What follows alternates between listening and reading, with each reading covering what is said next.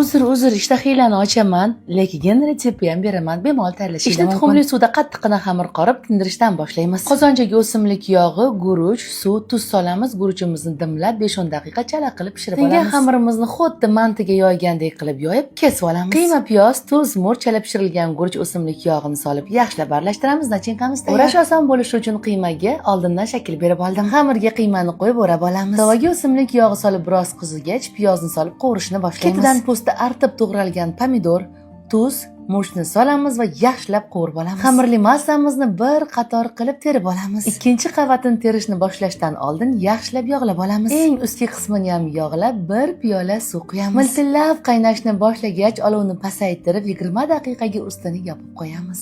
Shunaqa sochli bo'ladi, taom tayyor. Chiroyli qilib katta laganga taxlab, o'rtasiga qaylani quyamiz. Qayla chetiga aylantirib to'g'ralgan ko'katlardan qo'yib oling. Qozxona tayyorlangan xamir hasib doimo quruq bo'lgan qozondagisi sochni bo'lar ekan. Endi yeb ko'rib baho beramiz.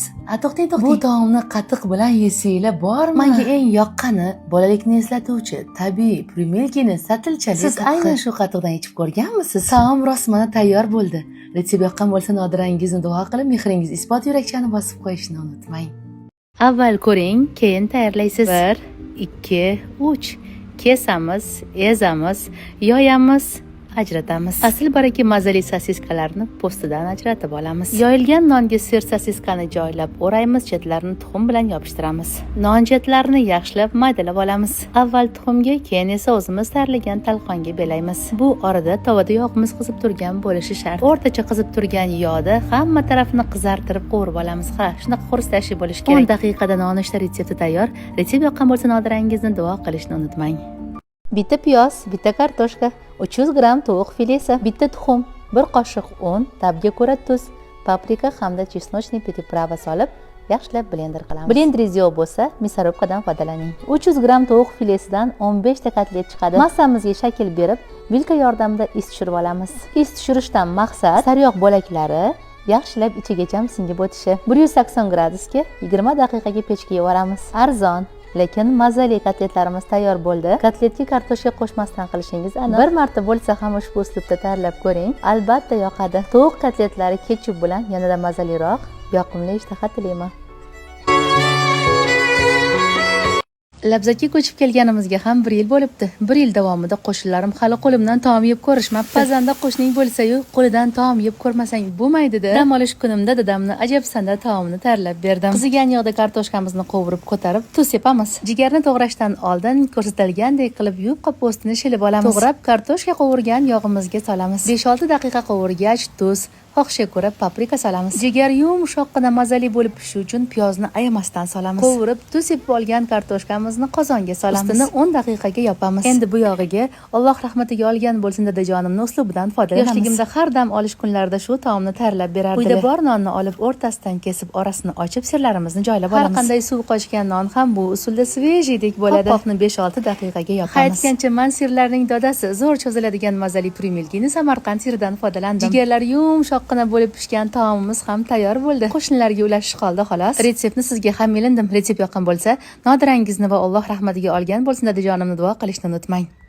Osongina, tez tayyor bo'ladigan trenddagi chakchakni yangi oshxonamda tayyorlab ko'rsatdim. Yangi oshxonam yoqqan bo'lsa, sizdan bitta like. Niyat qilgan muslimamga esa bundan ham a'losi nasib qilsin. Tuxumni chaqib, tuz, ichimlik sodasi solib yaxshilab aralashtiramiz. Elangan unni solamiz, o'rtacha yumshoqlikda xamir qoramiz. Xamir yarim soat tungunicha qiyom tayyorlab olamiz. Qozonchaga shakar hamda suvni qo'yib, 12 daqiqa past olovda qaynatamiz va asal, limon solamiz. 5 daqiqa qaynatamiz, qiyom tayyor. Yarim soat tingan xamirimizni unlab yoyib, ko'rsatilgandek qilib kesib olamiz. Lag'monga ishlov bergandek biroz ishlov beramiz. Mayda ko'rinishda xamirni kesib olamiz. Ozroq un sepib 1-2 aylantirib olamiz. Ortiqcha unlardan xalos qilamiz va pastroq olovda qovurishni boshlaymiz. Ichlari yaxshilab pishishi uchun pastroq olovda qovuring. Mana ko'zni o'ynatib pishib ham olishdi. Qiyomimizni quyamiz va yaxshilab aralashtiramiz. Qiyomlangan chakchakka xohlagan ko'rinishni bersanglar bo'ladi. Qo'limizni ho'llab, presslab bosib qo'yamiz. Sovuqroq joyda qotirib olgach, xohishga ko'ra bezab olamiz. Osongina chakchak retsepti tayyor. Retsept yoqqan bo'lsa, Nodirangizni duo qilib, mazali muzdek mojito bilan haqiqiy mevalar ta'mini his qilib, chanqog'ingizni qoldiring. Bitta gap aytaymi? O'zim tanlagan taom retsepti mazasiga o'zim lol bo'lib o'tiribman. Kartoshkani qaynatib pishgach tuz solib ezib pyure qilib olamiz. Qirg'ichdan chiqarilgan sir, mayda to'g'ralgan ukropni solib aralashtiramiz. Tayyor massamizga dumaloq ko'rinishni beramiz. Xamir uchun iliq suvga tuz, o'simlik yog'i solib aralashtirib, un solib, yumshoqqina xamir qorib olamiz. Tayyor bo'lgan xamirni zuvalalarga bo'lib, zuvalalarni 10-15 daqiqa davomida tindirib ko'rsatilgandek qilib o'rtasiga pyure qilib, chetlarini to'plab bukib olamiz. Foydali eslatma: hech qachon dadiylardan, hojilardan ularni qodir qilgandan ortig'ini so'ramanglar. Pyureli xamirni yoyib ko'rsatilgandek qilib quruq tovada ikkala tarafini pishirishni boshlaymiz. Yanada mayin, mazali bo'lishi uchun sariyog'dan suramiz. Ko'rib turganinglardek, u yoq bu yoq tarafini aylantirganinglarda katta bo'lib pishib ketadi. Teshib qo'yishni unutmanglar. Oldimizda Ramazon, iftorligi, saharlik uchun mos keladigan mazali yeguligimiz tayyor bo'ldi. Retsept yoqqan bo'lsa, nodarangizni duo qilishni unutmang.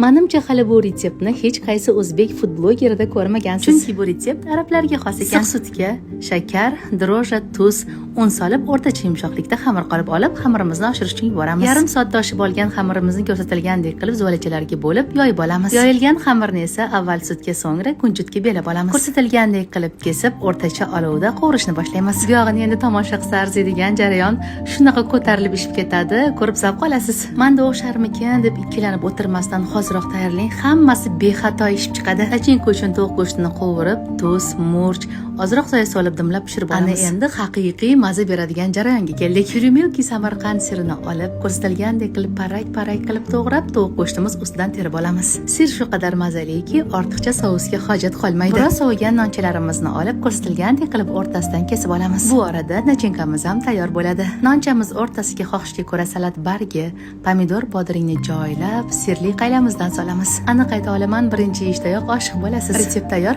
Retsept yoqqan bo'lsa, nodarangizni duo qilishni unutmang.